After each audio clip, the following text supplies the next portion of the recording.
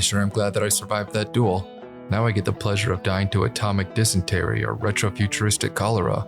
I suppose both of those options beat radioactive diphtheria, but I digress.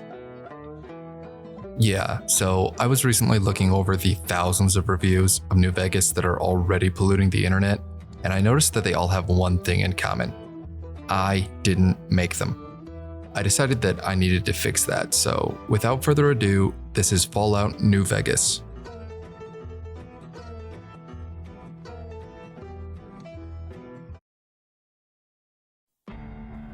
Fallout New Vegas takes place in the Mojave Desert in the year 2281, 4 years after the events of Fallout 3 and 6 years before Fallout 4.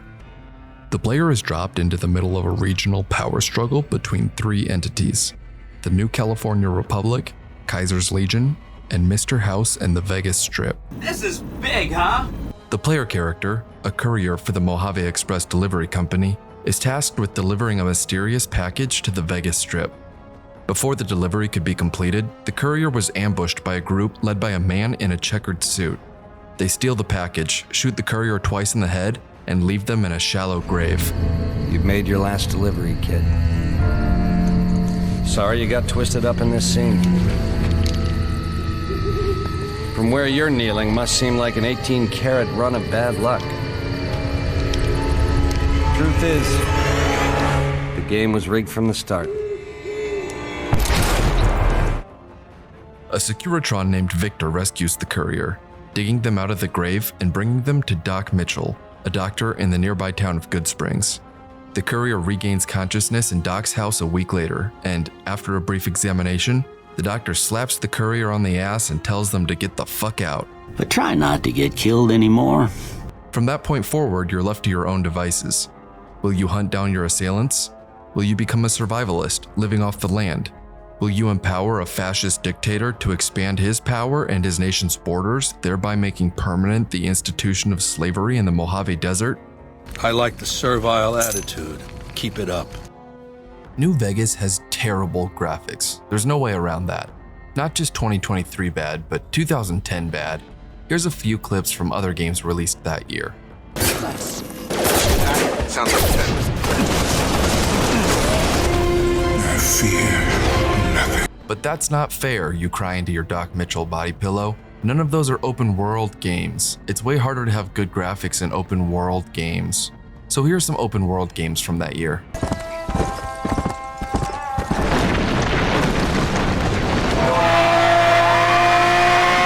That's not to say that New Vegas is visually without merit, just that from a technical standpoint, it lagged behind its peers. You can't fault Obsidian for this. They were constrained to the engine that Bethesda provided, but you also can't excuse it when evaluating the game itself. Fortunately, alongside the engine, Bethesda provided the vast majority of the assets that were used in Fallout 3, which is why the two games look, well, identical. Of course, Obsidian needed to create a ton of new assets as well. There are many new weapons and armors, as well as new creatures like the geckos. Even already existing creatures like super mutants got a total makeover, reflecting the fact that the West Coast mutants in New Vegas were created via a different process from the one that created the super mutants in Fallout 3. Super mutants have a much smaller role in this game than they did in Fallout 3. In order to make this video, I obviously had to start playing the game again, and on my first playthrough, I finished the entire game having only encountered super mutants once, the Nightkin at the Repcon facility. Do Nightkin even count as super mutants? Anyway, on my next playthrough, I was a lot more thorough exploring the Mojave, so I did find a few pockets of super mutants, but my point is that they're rare, and that's a good thing. It lets the game show off its diverse fauna. Maybe more than anything else, the locations seem to have required a ton of work. Buildings, both interiors and exteriors, seem to reuse almost nothing from Fallout 3. And how could they? Where would Obsidian have found the assets to build a casino, or an alpine lodge, or the Hoover Dam? The Western influence is really cool. In contrast to Bethesda's decision to set Fallout 3 on the East Coast, Obsidian decided to return to the West, accompanying that decision with a Western theme. That is to say, New Vegas isn't just out west. New Vegas is a Western. There are cowboys and rangers and John Wayne and gambling. For a long time, I struggled with the idea of non-traditional Westerns. Recently, I was looking for a movie to watch on a streaming service that I will not name because I do not advertise for free, and I saw The Book of Eli labeled as a Western. I thought, no the fuck it is not. And then I rewatched it because that movie rocks, and I realized, yes, it absolutely is. I don't have a point here, I just love that movie. New Vegas is a Western, The Book of Eli is a Western, and Grand Theft Auto 5 is a Western, but y'all aren't ready for that conversation yet. Anyway, a lot of the new assets, especially locations, were designed to complement the new Western setting. Check out this dust storm, the saloon and general store. This dinosaur isn't Western, but this abandoned mine is. Even the UI sets itself apart as more Western, moving from Fallout 3's green to an amber. Of course, New Vegas isn't composed exclusively of Western-themed elements. In fact, the game blends the Western theme with the 1950s-inspired aesthetic of Fallout 3. The Strip is really a masterclass in aesthetics, considering the tools that Obsidian were working with. It's a neon jungle gym, a monument to decadence in a sea of hostility. The character design is cool too. The Legion's fetishization of ancient Roman attire, the tribal-inspired fiends, the extreme biker gang, the Great Khans, and most of all, NCR Rangers. Actually, I'm gonna continue. Victor, Benny, the King, Rex, Mr. House, Jacob Bright, Lily. This game really knocked it out of the park with the character design. I suppose now is as good of a time as any to talk about gameplay. As I previously explained, New Vegas was built using the same tools that Bethesda used to build Fallout 3, so the two games share many of the same systems and mechanics. If you're watching this video, you've probably played both games, but I'm going to assume that you've played neither because A, I don't want to leave anyone behind, and B, it's good for watch time. The first decision that a player has to make is how to allot their attribute points. The Fallout series uses an attribute system called Special, an acronym for Strength, Perception, Endurance, Charisma, Intelligence, and Luck. You have 40 points to assign, but no individual attribute can have a value lower than 1 or higher than 10. Each attribute governs a variety of things in-game, so your build has serious implications for your playstyle. The next decision that you have to make is selecting your tag skills. Skills are a measure of how good your character is at something. In other games, these would be called stats. There are 13 different skills, some of which are combat skills, some of which aren't. A skill starting value is determined by how many points you put into the skill's governing attribute. So, for example, high intelligence players start with a higher science skill. You select 3 tag skills, which are simply skills that you want to receive a 15-point boost for. Each time you level up, you'll get more skill points to distribute, and every other level, you'll get to select a perk. In Fallout 3, most perks were permanent buffs for certain skills, but that was a pretty boring system, so New Vegas approached perks differently. Instead of perks like plus 10 guns or plus 15 lockpick, New Vegas has perks like your eyes adapt quickly to low light conditions, or items that weigh less than 2 pounds now weigh half as much. This is a massive improvement. After selecting your tag skills, you can select up to 2 traits. With one exception, traits apply a buff to some facet of your character while also providing a balancing debuff to another facet. For example, the heavy-handed trait increases melee and unarmed damage by 20%, but decreases melee and unarmed critical hit damage by 60%. Traits provide a little more granularity to building your character. That one exception trait that I mentioned is the Wild Wasteland trait. The Wild Wasteland adds 15 random encounters to the base game and 19 to the DLCs, as well as a number of dialogue changes. Wild Wasteland encounters are mostly pop culture references. Maud's Muggers, 3 elderly women who attack you in Freeside, they're a reference to Monty Python's Hell's Grannies. The skeleton with a suave gambler hat inside of the fridge near Goodsprings is a reference to Indiana Jones and the Kingdom of the Crystal Skull. The petrified dog named Seymour is depressingly a reference to the Futurama episode Jurassic Bark. From this point forward, you're free to do whatever you like, but there is an optional tutorial. To start it, speak with Sunny Smiles inside of the saloon. In the first half of the tutorial, you shoot bottles with a varmint rifle.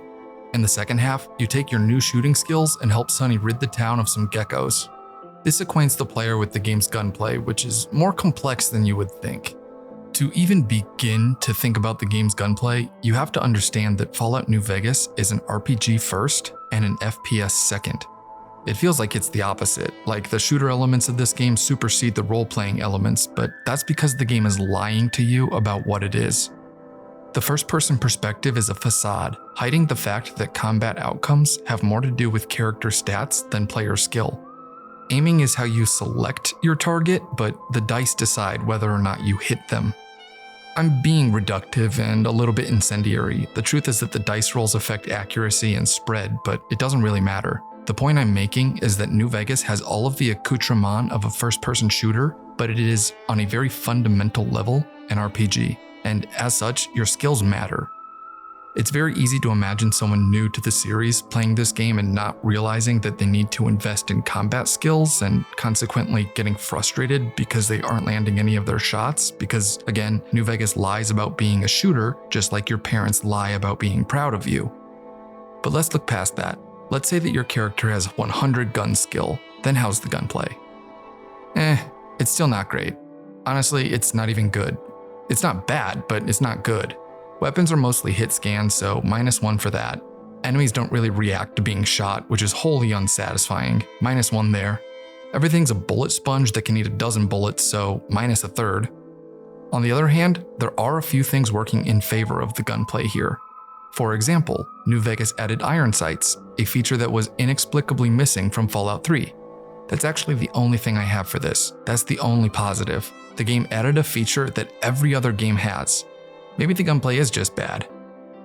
I don't want to come off like I don't like the idea of the overall system here. I do, I might even like the system itself, but it's impossible to separate the system from the resulting gunplay.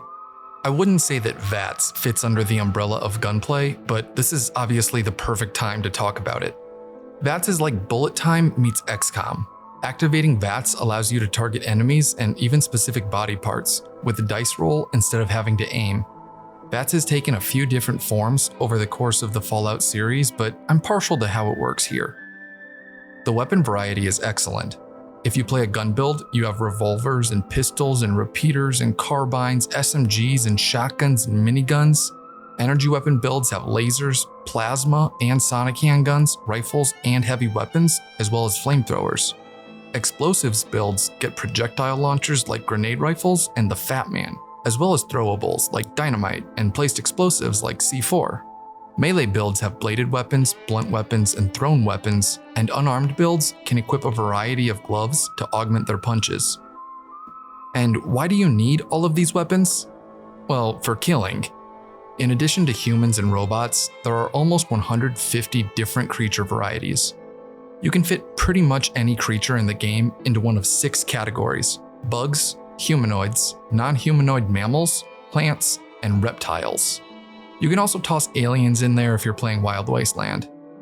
Many of the creatures in this game were present in roughly the same state in Fallout 3, but there are some that got a serious revision, and some entirely new creatures. As far as revisions go, there are 3 that I find interesting. Feral ghouls are much more rare in the Mojave than they are in the Capital Wasteland, which I like because it lets a lot of the other creatures shine. Deathclaws can survive much more damage, as well as hit a lot harder, so roaming the Mojave can be a much more intense experience. Also a good change. The last revision that I want to talk about is the super mutants. Super mutants are redesigned, more closely matching the super mutants from the original Fallout games. The explanation is that super mutants on the East Coast were made using a different process than the one used to create the super mutants on the West Coast, and that difference resulted in differing appearances. It also resulted in different mental abilities between the 2 varieties, which explains why super mutants in Fallouts 3 and 4 are, comparatively, glue eaters. The new creatures are cool too. The Nightkin, a super mutant variant, is reintroduced. Geckos replace mole rats as the ubiquitous nuisance. Mole rats are still around, but the Mojave has an overabundance of geckos. Night Stalkers are a coyote rattlesnake hybrid, and the new star of the show are the Cazadores. A pack of Cazadores is maybe slightly more survivable than a Deathclaw. Maybe. They're fast, they attack in groups, their sting does huge damage immediately, and then delivers serious poison damage over time. You can buy yourself a little time by crippling their wings, but that won't stop them, only slow them down.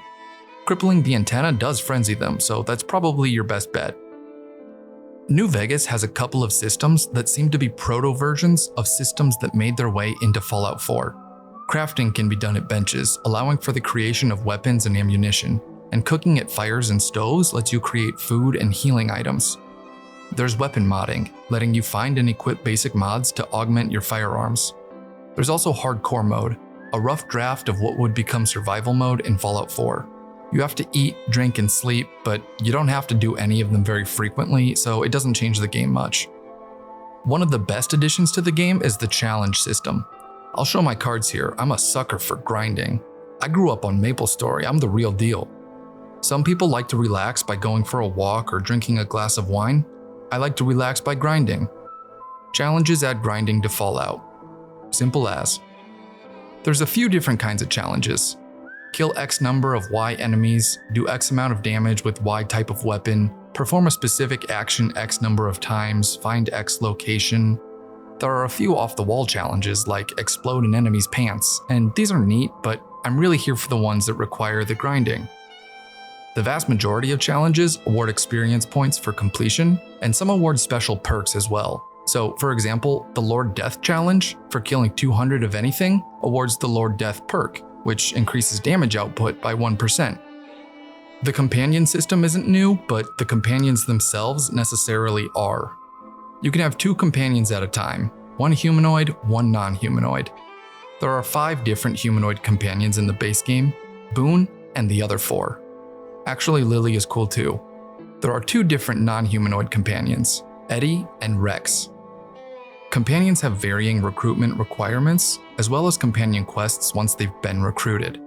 These quests usually give the companion a character arc, and at the end of the quest, a permanent stat buff. Companions also provide special perks to you, and these can be extremely useful. Boone's perk, for example, highlights hostile enemies when using iron sights. The major change here is the addition of the companion wheel. The wheel lets you manage your companion without having to initiate dialogue. You can prescribe strategy, issue commands, and access your companion's inventory. This was a much needed quality of life upgrade. Another addition that I want to talk about is gambling. This was a brilliant idea by Obsidian. What would a game set in Vegas be without gambling? In the casinos, you can play roulette, slots, and blackjack. There's an additional game, Caravan, that can be played with NPCs sprinkled throughout the Mojave. Caravan is needlessly complicated, but once you figure it out, it's still needlessly complicated. The last mechanic that I want to talk about is the reputation system. Reputation is kind of an extension of the karma system.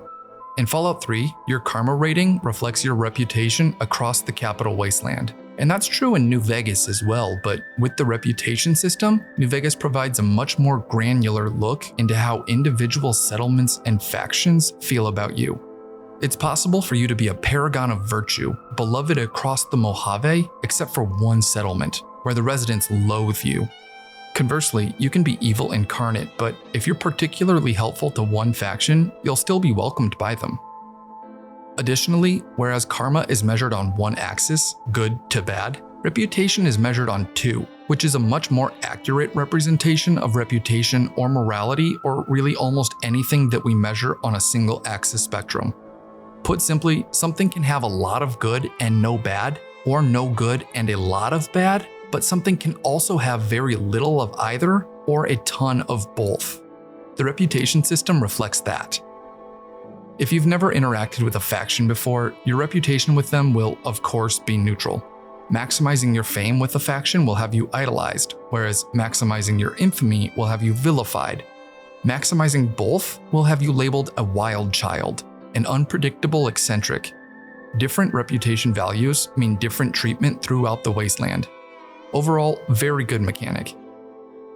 Reputation segues nicely into a discussion of the game's factions. Factions are really what set this game apart from its contemporaries. The central conflict revolves around which major faction will ultimately control the Hoover Dam, and therefore the electricity supply for the entire region. The politics of water and shit. Tangent, I'd love to do a video about that topic in the near future. Who comes out on top is decided entirely by the player, which was almost unheard of for a game of this scale when it was released. I'm sure that New Vegas isn't the first open-world 3D RPG with a branching main quest, but it's certainly the first that I remember playing. The minor factions play a notable role too, which is cool. Instead of fighting for control, they're mostly just fighting to survive the wasteland. You can choose to make an ally or an enemy of each faction, and your choices can actually impact the game's climax. It's clear that the inclusion of factions in Fallout 4 was inspired by the success of factions in New Vegas. My only complaint, and it's kind of a nitpick, is the lack of depth to most of the factions. I get that Fallout is a satirical series, but I don't see why every group needs to be so homogenous, like a Flanderization. It doesn't really feel like each faction is a group of different people with varying beliefs and perspectives. It feels like each faction is one person inhabiting many different bodies. There are a few cases of intra-faction ideological differences, but attention is intentionally drawn to those cases because of how noteworthy dissent is. The NCR is the exception here. Lots of differing opinions and personalities, largely because the NCR is the most populous faction in the game. Again, problems come back to the engine here. Bethesda's 3D games have always been notorious for their underpopulated worlds, so it would have been hard for Obsidian to flesh out multiple factions. Regardless, the factions are a standout component of an already standout game. Still, as good as this game is, it would be dishonest to not acknowledge the massive number of bugs. That's kind of the shtick with games built on this engine. You know that things are going to break, but you still look forward to discovering the new and wacky bugs that will crop up. It's like a slapstick routine, except it's not on purpose, so it's actually super embarrassing. A lot of bugs can be resolved using console commands if you play on PC, but the problem that was by far most prominent for me was crashing. I didn't count the crashes because it felt like it happened at least once during every play session. Fortunately, there are mods to help with the crashes, but that wasn't a perfect fix for me. Speaking of mods, I have to give props where they're due. Bethesda built this engine to be extremely mod-friendly, and it has paid massive dividends. There are mods to change pretty much everything in the game, as well as a nearly incomprehensible amount of new content. Sure, they aren't technically part of the game, but they exist and are easily accessible, and that wouldn't be possible without Bethesda's commitment to the modding community. I don't want to minimize the efforts of said community. These are highly talented individuals pouring countless hours and effort into mods, many of which rival the quality of AAA content, but it isn't a coincidence that the top 5 games on Nexus mods use some variation of this engine. Comparatively, it's easy to work with, and that's catapulted Bethesda's games to the highest echelon of RPGs. Okay, housekeeping stuff. If this video flops, I'll probably take my lumps and go back to Need for Speed. Maybe alternate racing games and other games, I don't know. As far as video length goes, I think this is probably my sweet spot. Anything shorter and I don't feel like I formed an interesting sequence of thoughts. Anything longer and the quality takes a serious dip as I burn out on the video. My last few videos have been using the game's narrative as a scaffolding to build the review around, but I switched the format this time to be a more traditional review. It's hard to honestly critique your own work, so please let me know what you think about the length and the format in the comments or on Twitter. I've also thought about moving away from strictly scripted content and towards a more conversational style. Instead of reading things word for word, I'd have like an outline and I'd go through each topic one at a time and just kind of talk about my thoughts. Do people even like that style of content? It sounds good in theory, but I feel like ultimately it's pretty messy. If you watch anyone who talks about games in that style, let me know. I'd love to see how that works in reality. Anyway, thanks for watching.